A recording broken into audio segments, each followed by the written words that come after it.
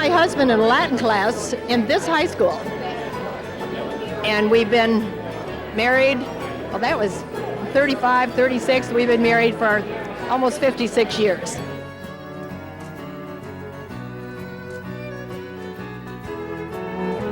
To be in such an esteemed group is just unbelievable. I don't have any other words to describe that.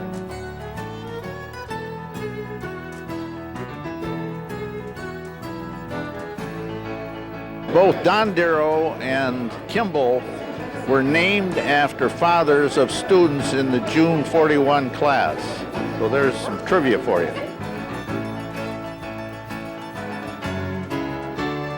I'm very pleased to be here to accept the award for my father today. He was a great man and we miss him dearly. I don't think you ever leave your high school. I think you always leave a part of you here, and I'm just coming back today to claim part that I left here. We have been Royal Oak citizens for years and years, and we love it. And it's just been a fine school, too.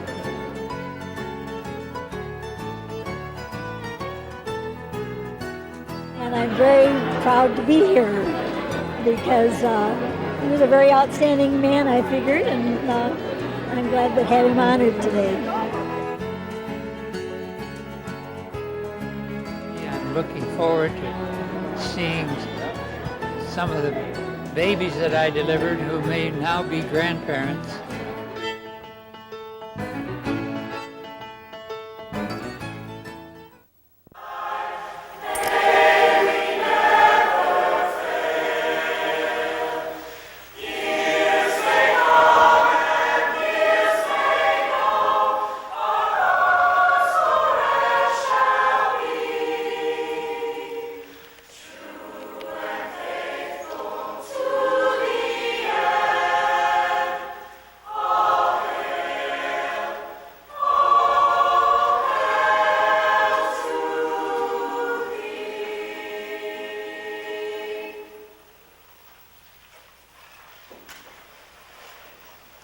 Maybe seated.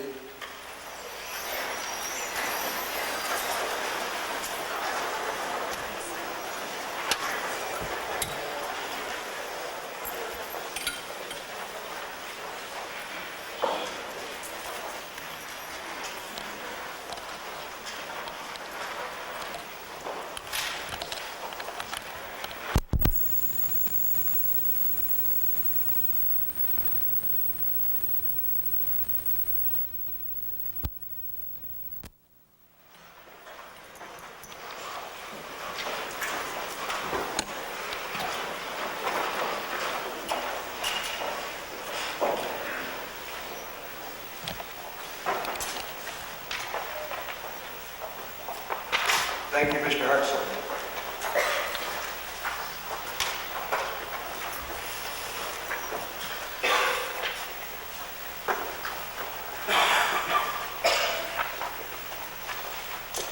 Good afternoon. I welcome you on behalf of the Hall of Fame Committee to George A. Dondero High School. I confess, I am not Dr. Ken Noble, as printed in your program. He and his wife were called out of town earlier in the week due to a death in the family, and I'm sure you join with me in sending our prayers to them. Dr. Noble is a special friend and colleague of mine, and I consider it a privilege to be his substitute. We both serve on the Hall of Fame Committee. My name is George Martin.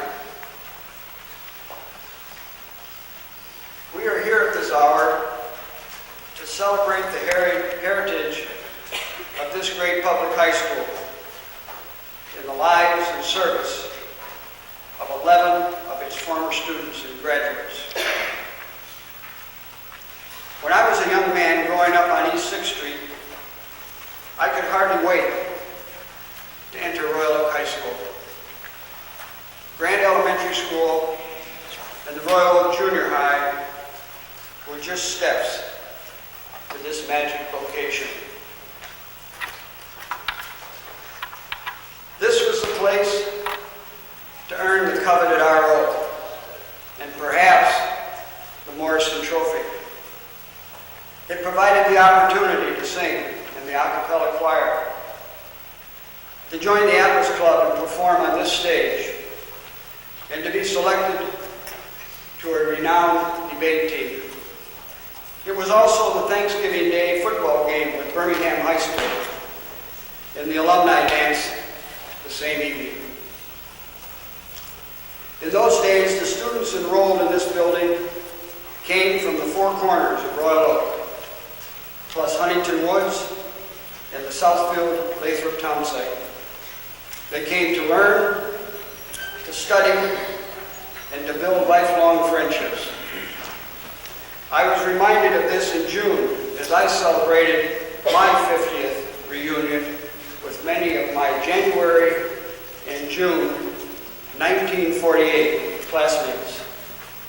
Our teachers included Mrs. Catherine Dyer, Miss Ruth Collin, Miss Eva Moore, Miss Norma Campbell, Miss Connie Crossman, Mrs. Edna Hoffman, Mr. Tenhage, Mr. Dyer, Mr. Rathberg, Mr. Monty, Principal Miles Marks, Assistant Principal Albert Weiss, and coaches John Baldwin, Jerry Jones, John French, Niall Hayes, and later Ivy Lofton. We were also watched over and supported and mentored by our parents and our adult neighbors in this very special city. I believe it is fitting today to remember this building is currently in its 71st year of service to this school community. Combine those years with Royal Oak High School that stood on the Claire Barton Junior High site and the older Union School near Washington Avenue and Lincoln, and we realize that we are celebrating today a tradition of 100 years of continuous education. Each of us passed in the front hall countless times during our 3.5 years of attendance a plaque. The plaque stated, "Enter here to learn, go forth to serve." It is still in place today. And that is what this Dondero High School Hall of Fame induction ceremony is all about. We are honoring 11 individuals that have exemplified in their extraordinary lives and careers and efforts of service that special challenge. In a few moments, Dr. Robert Reed will speak on behalf of all of the inductees. It is my privilege at this point to induct Dr. Reed into the Hall of Fame.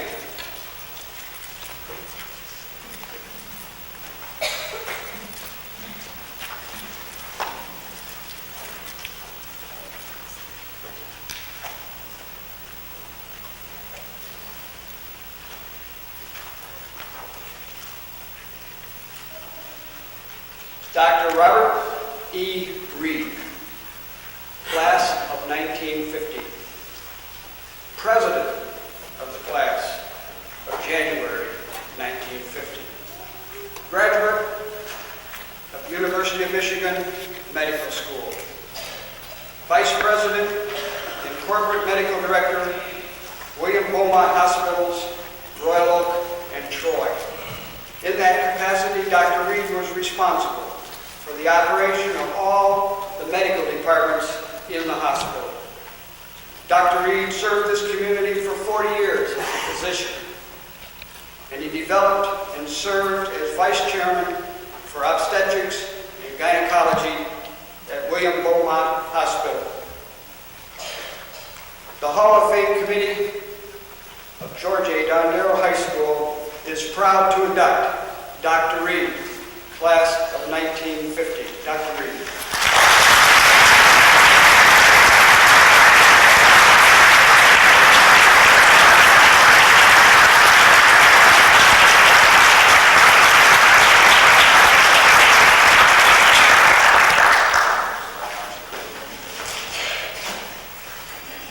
Thank you very much, Mr. Martin. This is indeed a heartfelt, warm reception to come back to Roanoke High School. They say you can't go back home. I don't believe that.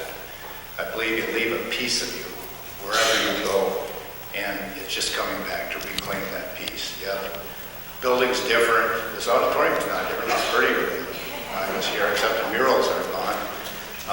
But the rest of the place just looks absolutely great. I've been asked by the Hall of Fame committee to say a few words on behalf of all of the Hall of Fame inductees. It will be a few words. If I go too long, my wife has permission to stand up and I will stop talking. I'd like to really recognize on behalf of all of the inductees at this time, all of the Hall of Fame committee people who work so hard. I know Kevin played phone tag with me and my secretary over a long period of time. I sometimes am hard to get, and I really appreciate the efforts, and I believe the inductees feel exactly the same way. I'd like the people to stand who are here on the committee for the Hall of Fame so we can all give them a hand. I'd appreciate that, please. Come on, please.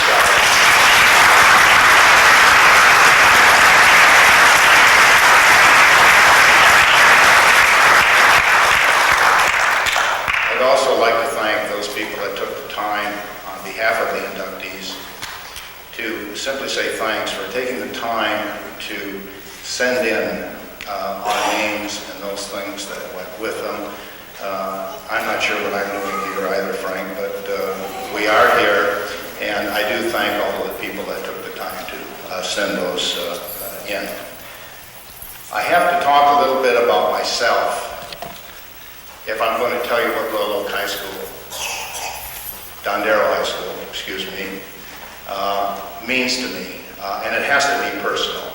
It's very difficult to represent everyone in every way on this stage, but I'm sure that in the things that I'm going to say, everyone is going to find an element that they can relate to as to what this hospital, correction, I'm so used to talking about the hospital, you see, the Freudian slip, what this high school has meant to me, and how much it was a part of ultimately what happened to me. My folks, actually the last time I stood on this stage was almost 50 years ago today, giving a commencement address for the class of 1950 January from Dondero High School. It's not the last time we've been in the auditorium, though. My wife and I have come here often to see just the spectacular concerts by Rick Harto and his group. We've really enjoyed those, so we do come back to listen to those. Talking about myself, and I have to do that, unfortunately. My family moved to Royal Oak in 1942, just after the beginning of World War II. We came here, and I was in the 5th grade. I started at Whittier School. I spent about a half a semester there, and they moved me to Oakland School. I spent about a half a semester there, and they moved me to Washington School. I mean, you're starting to see a pattern here, right? I mean, if that was on a resume for a job, I'd probably be in real deep trouble. But actually, it was during the time that Royal Oak was really expanding rapidly, and there was a lot of redistricting at that time. And so, actually, it was a legitimate reason for going to those schools. Or that's what my mother told me anyway, and I do believe my mother. I believe my mother was correct. Actually, it was really an advantage because by the time I got to Claire Barton Junior High School, I really had a reunion with a whole group of classmates of mine that I'd known in those grade schools. So it was really like a nice homecoming when everybody came back again at Claire Barton Junior High School. I know this is about Dondero High School, but I have to say something about a teacher that I had at Claire Barton Junior High. He was my homeroom teacher. His name was Robert Nancaro. I don't know if many people here will remember Mr. Nancaro. He was special in a way that, 5 days a week, he would stay after class an hour and a half, and we would gather, 6 of us, 8 of us, 10 of us, whoever was in the room, and he would help people with their math, do other things. We would kind of talk. It was like a breakfast club, only we had a facilitator present. And that meant an awful lot to some of us young people who were growing up at that time. He became a listening post, a mentor. He understood young people. I never really realized how special Bob Nancaro was until after I became a physician, and he and his wife Margaret became good friends. Actually, Bob had hemophilia, and he limped. He had a hard time walking. Getting up from a chair, sitting down in a chair was painful because of hemorrhage into his joints. He was bruised all the time, and yet he took the time to spend time with young people that were just simply trying to find their way. And I couldn't pass this moment, although we're talking about Dondero High School, without remembering Bob Nancaro.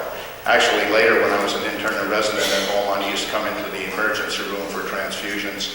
And I had the opportunity, they would call me, I'd go down and we'd be able to reminisce about old times until his demise. Obviously, we came from Claire Barton to Dondero. It's a big step. 7th, 8th grade, 8th grade, you're king of the hill.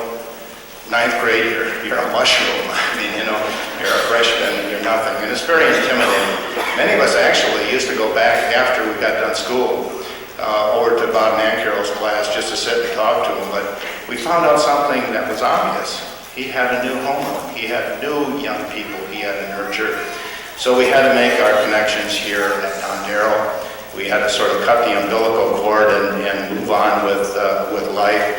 I've been very fortunate in homeroom teachers. I had Mr. Tesson here as a homeroom teacher. He became a good counselor for me and a great friend later in life.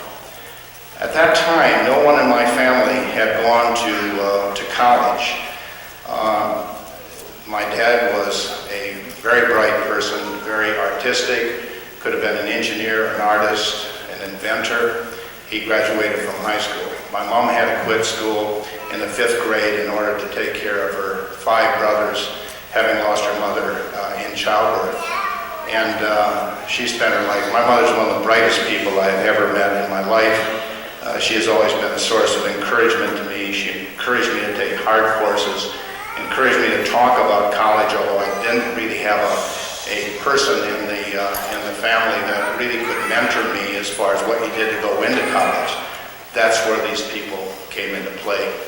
George, you've already mentioned all the teachers I was going to mention, or most of them that I was going to mention. These are the teachers here at Dondero that really help not only give me an education, but also really kept encouraging me in relationship to going to college, get a further education, do something more. And this was very important to me. And every teacher that he mentioned was somebody who was special to me. I also found out that how much classmates can influence you. They really can. A few of my classmates are here today, and they were all special people. They are special people. Many of them are still in the area, and we get together. I know some of them as patients. And I can remember what they did for me more than anything else, and that's elect me president of the class. I was a relatively shy person at that time, at least in social settings. I wasn't into athletics, and I can remember at that time there was an assembly here with all of the 11th graders, and I sat in about the 3rd or 4th row back there, about 4 in. Usually I'm way in the back, so I was inconspicuous, but this time I was up front. And they talked about the need for getting 25 signatures to run for an officer of the class. And I wasn't even thinking about doing anything like that. I really had no concept that I would go out and try to do something like that. And actually, while they were still talking, my friends, actually, I was sitting next to a fellow by the name of Chuck McGarry, who was a dentist, a friend of mine in college, signed a piece of paper and handed it to me, and there were about 30 signatures of my classmates, started off by Roy Leet and Ron Carstens, both great athletes. And I said, well, I don't have a choice now. I've got this in, so I have to. And that meant a lot to me. It gave me confidence, and it gave me a lot of understanding of people. I had to interact with people more, and that was very important. So I thank very much my classmates, in addition to my teachers, for what they did for me. Of all the teachers that were mentioned here, I have to say something about one of the teachers that I had, and that was Miss Eva Moore. I'm not sure if I would have ever gone to college had it not been for Eva Moore. And Judge Thorburn, I'm sure, knows some of this story, because I think he may have been peripherally involved in some of this. But Eva Moore was my English lit teacher, and very intimidating lady. I mean, she was very bright, articulate, but to a young person, she was very intimidating. And after I got over that intimidation, I found what a wonderful person she really was. I did quite well in her class. And at the end of that class, when it was finished, she called about 4 of us in to sit down and to talk about our strong points and our weak points relative to going to college. In my case, I think there were more weak points than the strong points, but I got the point anyway. When that was finished, I talked to her after the other 3 had left and said, Miss Moore, I really don't know if I'm going to be able to go to college. Number one, I don't know what to do to even think about going to college, and certainly finances would be a problem for me, so I'm not sure. And I remember that day, and she just looked me right in the eye and said, you're going to college. It would be a waste if you didn't go to college. You're going to college. So when I left the room, I figured, okay, I'm going to college, but I still didn't know, what the heck I was going to do to get to go to college. Well, Miss Moore was a lady of action in addition to being a lady of words. She was known primarily as a lady of words, but she really was a lady of action. About 2 weeks later, I got called into her room, and I figured, oh boy, what did I do now? She was there with Miss Land. Miss Land was the Latin teacher at that time. And those 2 ladies, maiden ladies we would call them in those days, those 2 ladies had taken it upon themselves to go to Ann Arbor to get all the material that I needed to apply for the university, the material I needed to apply to take an exam for a scholarship, had made an appointment for me to meet with the scholarship committee at Ann Arbor. Well, that took place. Eva Moore did it, and I spent the next 8 years at Ann Arbor. And I'm not sure, I might have ended up there anyway, but I still feel that special lady, if it had not been for her, my special classmates, if it had not been for them, I'm not sure if I would have gone on to college, or just what I would have done. What's nice about this story is it has a little ending to it, which I think is nice. I was talking to Frank Carr earlier, and you talk about what do you do? What is special about these people that are sitting on this stage tonight? And I think one of the special things is, as teachers, educators, people who give something to the community, it's payback. It's doing something worthwhile to the community, and I think that's what all of these people have in common. A lot of times that's an indirect payback. In the Magnificent Obsession, if you remember, the payback was an indirect one. You don't always get direct paybacks.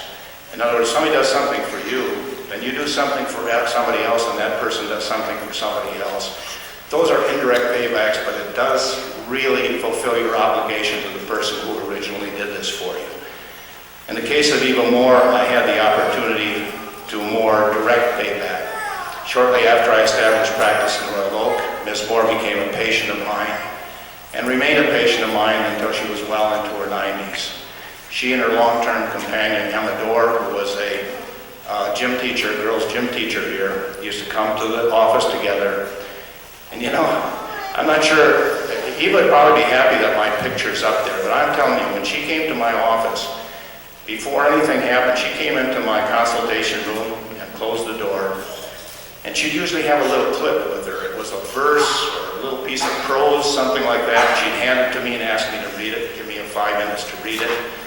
And then she'd start discussing it with me. What did it mean? You know, what's the interpretation? What do you think this is all about? After the 3rd or 4th visit when this happened, I finally figured out, this lady is still testing me. This is a blue book exam, you know? She's trying to find out if my head is still screwed on straight. She's not going into that exam room until she knows that everything is okay. But most of the time she did go into the exam room and it was not a problem. Everything worked out fine. I remember her last visit to my office, which was really poignant. She had left into my waiting room.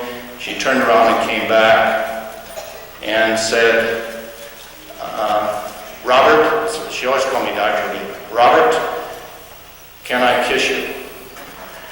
And I said, Eva, it's the only time in my life I'll ever call her Eva to her face. I said, Eva, it's may I kiss you, and yes you can.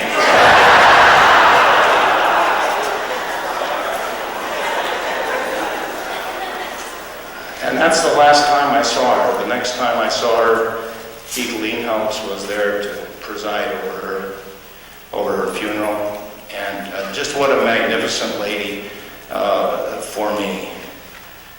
Decision making is what it's all about. That's the thing I think I learned most in Royal Oak. I think more than anything else. It goes back. Robert Frost is a favorite poet of mine, and I won't bore you with a lot of quotations, but in his poem, The Road Not Taken, he ends the poem by saying, two roads diverge in a wood, and I chose the one least traveled by, and that has made all the difference. And that's what life is all about. It's about choices, making choices about a whole variety of things as we go through life. And I think that the people here, the inductees, have made great choices all their life because they ended up giving service to the community, to their fellow man, and they all have character. And in this day and age, trust me, character is very important. In spite of what people may think, it still is an important part of it. And these people have character, and as long as the character and what these people do to the community and their fellow human beings are what the committee is using to select the inductees, then I think that they have made a good choice. They have chosen well also. So I thank again the committee. One short thing that I'd like to say in choice, I made 2 really great choices in my life. The second great choice I made was deciding to come to Beaumont Hospital as an intern and a resident, to stay on through residency, and then to establish a practice in Royal Oak and stay here for the past 40 years. The best choice I ever made is also linked to Dondero High School. It has to do with a young lady who was in the class of 1952 by the name of Nancy Pitkin. And I was fortunate enough when I asked her to marry me that she said yes, and for the past 44 years she's been looking over me continuously. And I will tell you that, and I suspect that other members here could say the same thing, she deserves that plaque a lot more than I do. And I want to say thanks to this group and support your public schools. They talked about everything else, but remember, every single person on this podium today is a graduate of a public school. I have nothing against private schools. I have nothing against academies. I think diversity is great. But public schools are the backbone of this country. They always have been, and we must continue to support them if we're going to continue to do this. Thank you very much to the committee, and thank you very much to this group. And have a good night.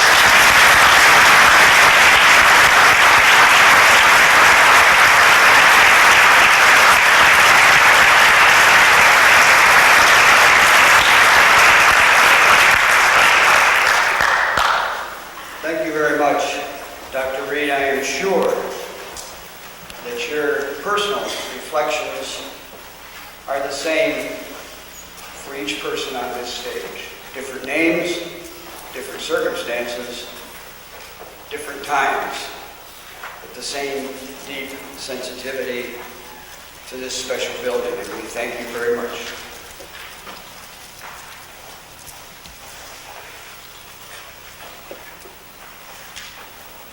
I'd like to also introduce today a very special person.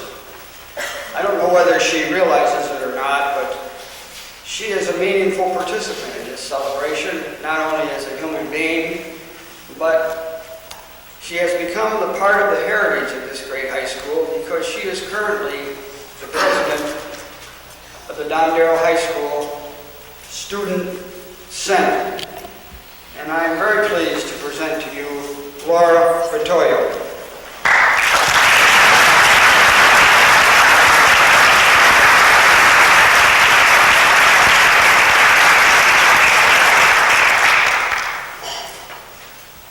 We will now proceed with the following inductions. The Borgo sisters.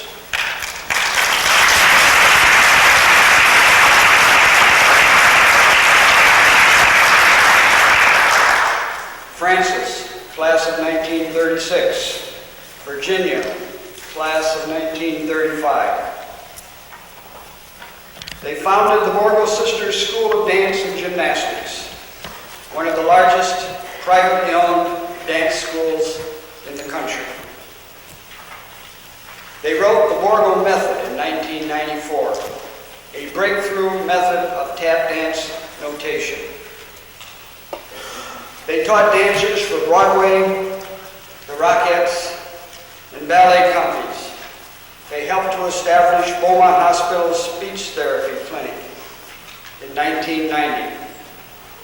They have authored many articles for international dance magazines, studied nationally and internationally, and are certified to teach ballet, jazz, tap, gymnastics, and ballroom dance. The Dondero High School Hall of Fame Committee is proud to induct the Borgo sisters, Francis and Virginia.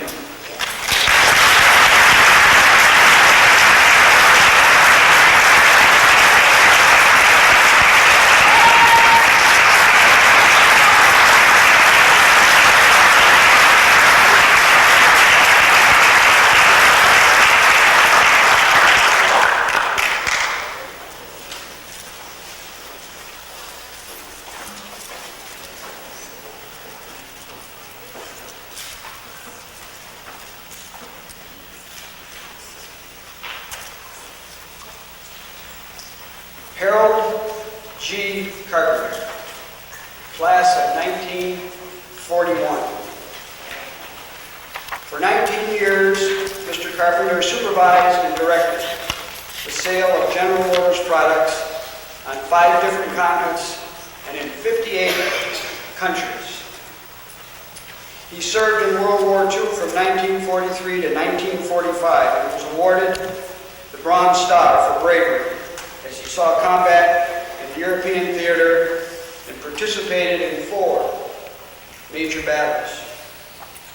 He was awarded the Morrison Trophy in 1941 while earning 7 varsity letters. The Dondero High School Hall of Fame Committee is proud to induct Mr. Harold G. Carpenter, class of 1941.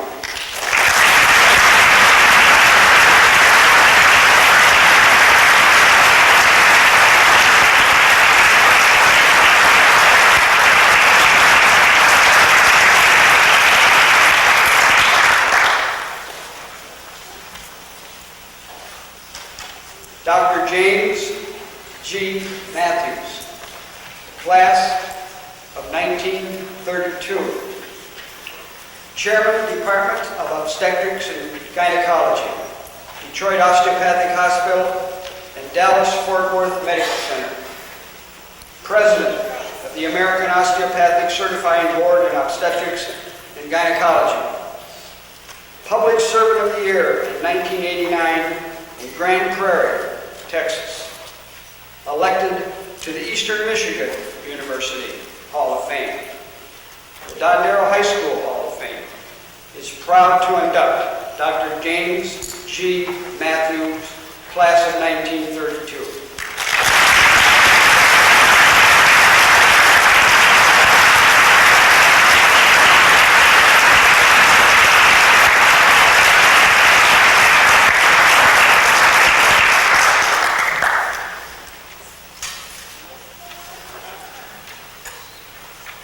Maynard D.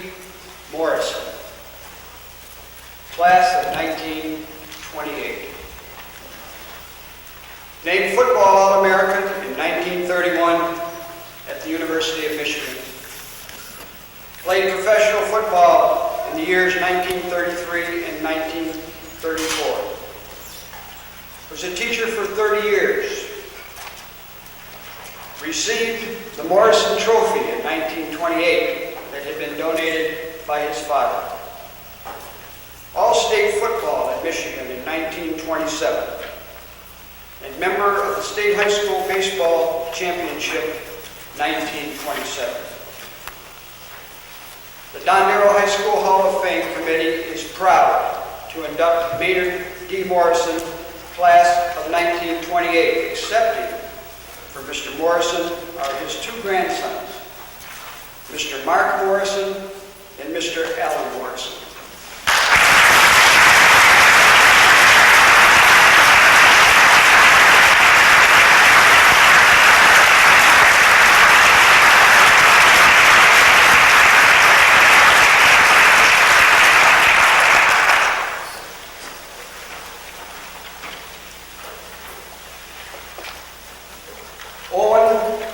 C. Perkins, class of 1921. Mr. Perkins graduated from Royal Oak High School when it was still on North Main Street. Served 43 years as the employee of the City of Royal Oak, 36 years as Chief Inspector. Received Royal Oak's Citizen of the Year Award in 1983. Charter member of the Albion College Athletic Hall of Fame as he was inducted in 1989.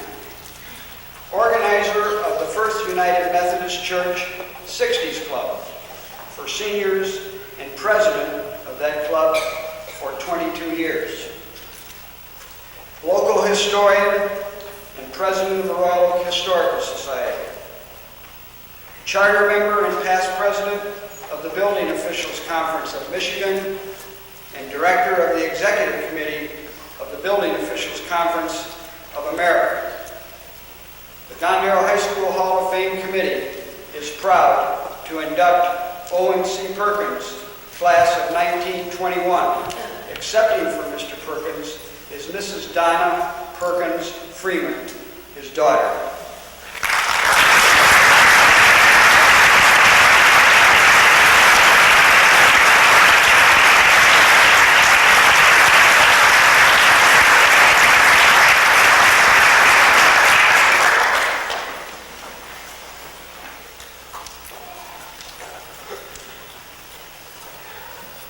Frank R. Carr, class of 1974. head football coach, and athletic director at Earlham College, Richmond, Indiana.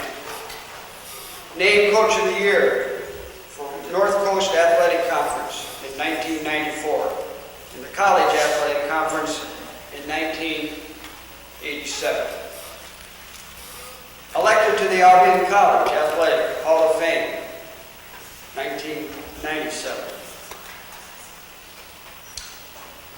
While at Albion, Frank was named to the all-conference team in football for 3 years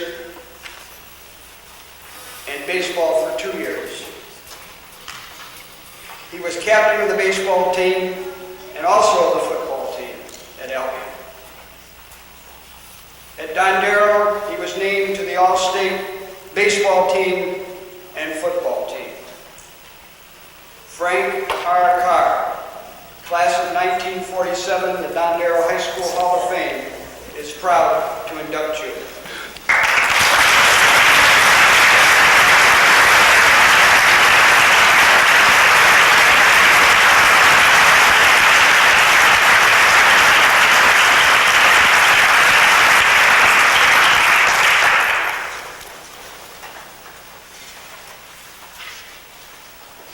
Barbara G. Field, class of 1936. Elected to the Royal Oak Board of Education, where she served as a trustee and an officer from 1965 to 1977. Named Royal Oak's Distinguished Citizen in 1973. Awarded the title of Honorary Member of the Royal Oak Women's Club in 1990. PEO Sisterhood, Chapter K, honored her as a 50-year member. Mrs. Field is the third of 5 generations to reside in Royal Oak. She was a secondary school teacher in Hazel Park and Troy, and currently is a member of the Royal Oak Historical Society Board. The Dondero High School Hall of Fame is proud to induct Barbara G. Field, class of 1936.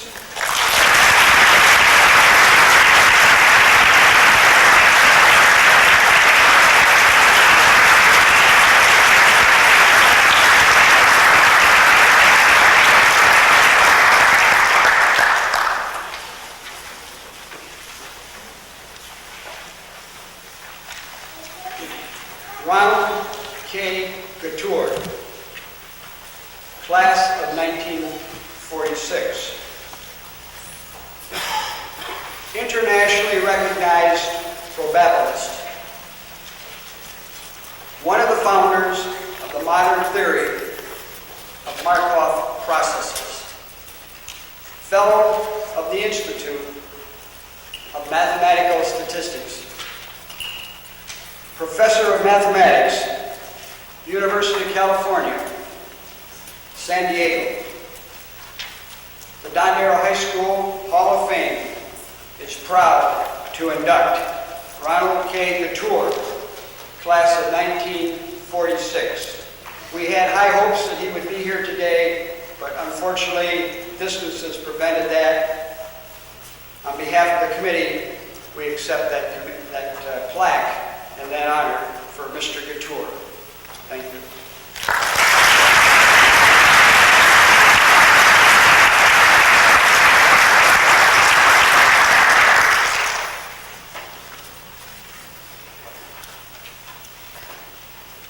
James Hartrick,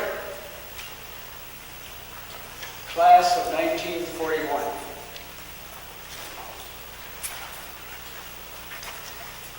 Respected Oakland County Attorney for 32 years. Selected to the first team of the Michigan All-State football team. Received the Morrison Trophy in 1941. attorney for the Royal Oak School Board for 14 years, a World War II veteran, a member of the Royal Oak City Commission, and a member and the chairman of the Selected Service Board for 8 years. The Dondero High School Hall of Fame is proud to induct James Hartrick, class of 1941. Accepting on behalf of Mr. Hartrick is his wife, Mrs. James Pass Hartrick.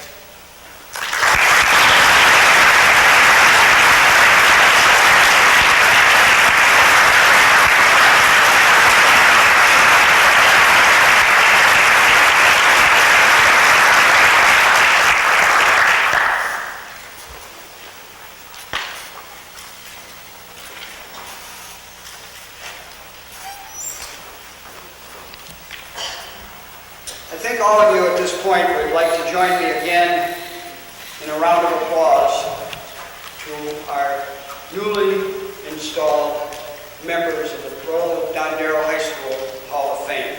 Please.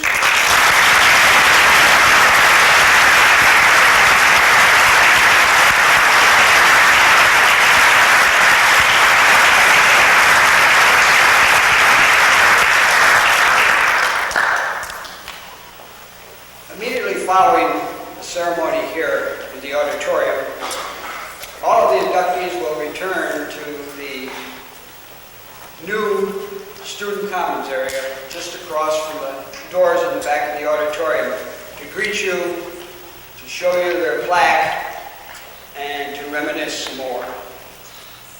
Again, I would like to thank Laura for her help today. We also owe a big thanks to the current staff members here at Dondero High School that have been so instrumental. They do all the little things that make this program such a wonderful experience. They are Kevin Walsh, Vince Caruso, Larry Streeter, Judy Schulteis, Jan Nelson, and Jerry Barish. You will recognize them and all members of the committee by the red name tags. Excuse me, the green name tags. We also appreciate the a cappella choir under the direction of my longtime friend, Mr. Rick Hartzell, the Student Senate, and the PTA. I also want to thank a very special young man by the name of Sean Dufresne, who currently teaches at Troy Athens High School, but did his practice teaching in 1989 here at Dondero. And he is the one responsible for getting together the committee that worked and struggled for at least 3 years to establish this Hall of Fame. And without his leadership, the Dondero Hall of Fame probably would still be just a wish and a dream. The committee also wanted me to review with you the eligibility requirements for membership into the Hall of Fame, and we urge you to nominate deserving candidates for future induction. Those petitions may be picked up back in the Student Commons area at the long table at the north end where many of you signed the guest book. To be eligible for consideration, one must have attended Royal Oak or Dondero High School and graduated more than 10 years ago. Staff members of Dondero are eligible if they worked in the building for at least 20 years and have been retired for at least 5 years. Nominations may be made by members of the community and require the submitting of a form to the Hall of Fame committee. When I say community, I mean the larger community. The final selection is then made by a committee of 10.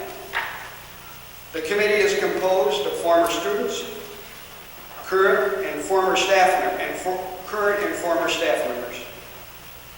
Names placed in nomination by the community remain under consideration for 3 years, at which time the nomination may be resubmitted. Election into the Hall of Fame requires the initiative of others. We urge parents, family members, graduates, and residents to do some reflective thinking, consider the criteria, and then nominate someone worthy of induction.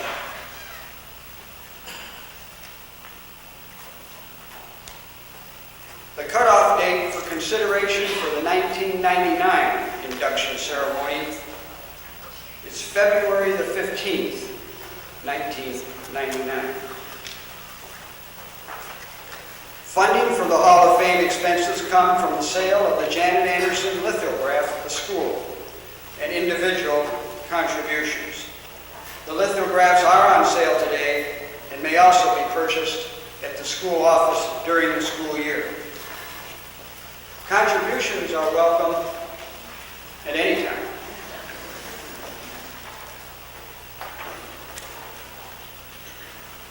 Finally, I would like to thank all of you for taking the time today to show your support and share in this very, very special occasion.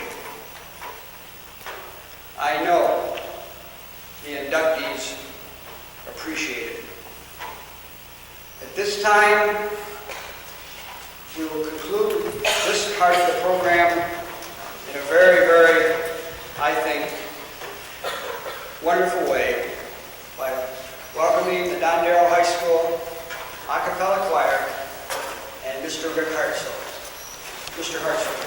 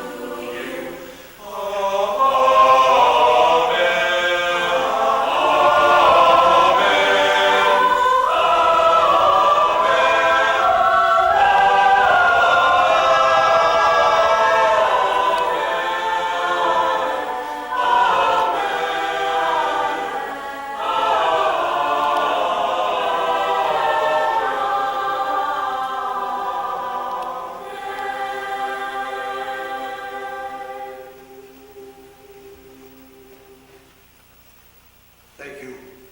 We are adjourned to the commons area.